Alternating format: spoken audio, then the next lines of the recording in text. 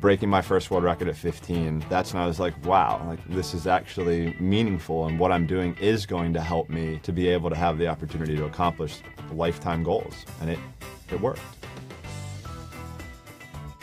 Once I started getting on the international scene, I looked at pressure as what I put on myself. I didn't listen to outside pressure because I was always trying to be as perfect as I could in the pool and trying to do everything the exact right way that I knew how to. I always tried to turn pressure into a positive thing because that just allowed me to really be able to get into the zone and focus on something at a super high level.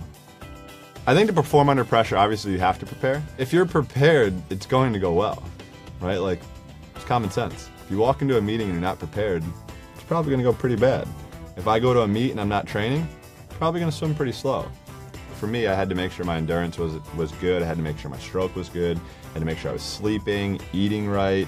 I was always making small improvements. We would always kind of say, I made a deposit. We're making deposits into the bank, into like building my endurance, building my strength, to then hopefully allow myself to withdraw everything that I did at the end of the year and have a good result.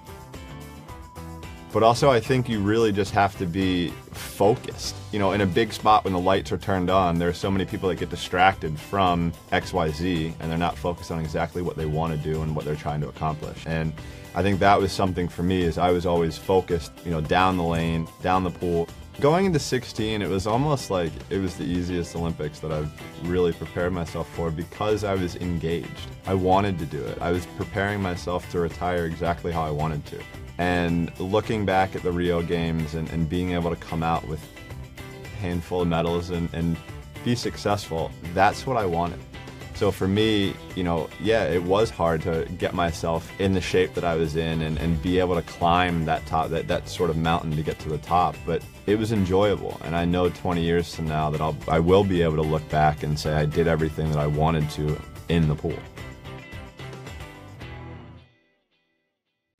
Hey, NBC News viewers, thanks for checking out our YouTube channel. Subscribe by clicking on that button down here, and click on any of the videos over here to watch the latest interviews, show highlights, and digital exclusives. Thanks for watching.